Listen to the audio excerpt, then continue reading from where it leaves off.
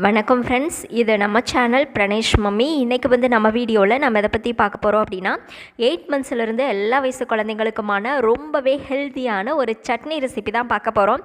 குழந்தைங்களுக்கு இட்லி, தோசை, பணியாரம், இடியாப்பம் இந்த மாதிரி எல்லாத்துக்கும் நீங்கள் தொட்டு கொடுக்கலாம். இன்னும் ஒரு 2 இட்லி எக்ஸ்ட்ரா கேட்டு வாங்கி சாப்பிடுவாங்க குழந்தைங்க. செம்ம டேஸ்ட்டான இந்த chutney recipe morning breakfast, dinner எப்போ வேணாலும் கொடுக்கலாம்.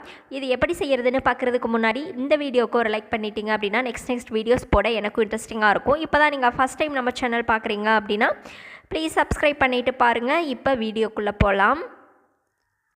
ஓகே ஃப்ரெண்ட்ஸ், இந்த ஹெல்த்தியான சட்னி செய்கிறதுக்கு நம்ம ஒரு பேனில் 2 ஸ்பூன் அளவுக்கு குக்கிங் ஆயில் சேர்த்துக்கலாம்.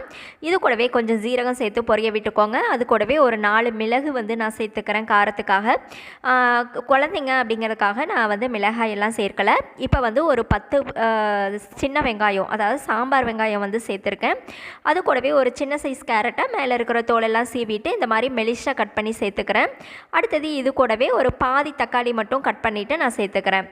இப்போ இது எல்லாத்தையுமே நம்ம நல்லா வதக்கி விட்டுக்கலாம். இது கூட கொஞ்சமாக சால்ட்டு சேர்த்து வதக்கணும் அப்படின்னா இந்த வெங்காயம், கேரட்டு எல்லாமே சீக்கிரமாக வெந்து வந்துடும். அதுக்கப்புறம் ஒரு பிஞ்ச் அளவுக்கு மட்டும் கொஞ்சமாக மட்டும் சால்ட்டு சேர்த்துக்கோங்க.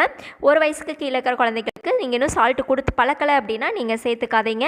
ஃபைனலாக இது எல்லாமே நல்லா வதங்கி வந்த உடனே இது கூட துருவின தேங்காய் வந்து 2 ஸ்பூன் சேர்த்துட்டு லைட்டாக வதக்கி விட்டுட்டு நம்ம ஸ்டவ் ஆஃப் பண்ணிக்கலாம். தேங்காய் போட்டுட்டு ரொம்ப நேரம் வதக்க வேண்டிய தேவையில்லை. எல்லாம் வதங்கின பின்னாடி தான் நம்ம வந்து தேங்காய் வந்து சேர்த்துக்கணும். இப்போ பார்த்தீங்க அப்படின்னா இது எல்லாமே நல்லா வதங்கி வந்துருச்சு.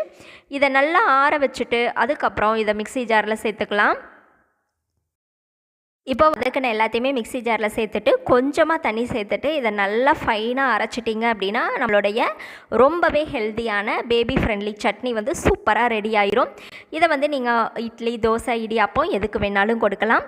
இந்த ரெசிபி உங்களுக்கு பிடிச்சிருந்தது அப்படின்னா மறக்காமல் நம்ம சேனலை சப்ஸ்கிரைப் பண்ணுங்கள், லைக் பண்ணுங்கள். அதே மாதிரி உங்களுடைய கருத்துக்களையும் கமெண்ட்டில் சொல்லுங்கள்.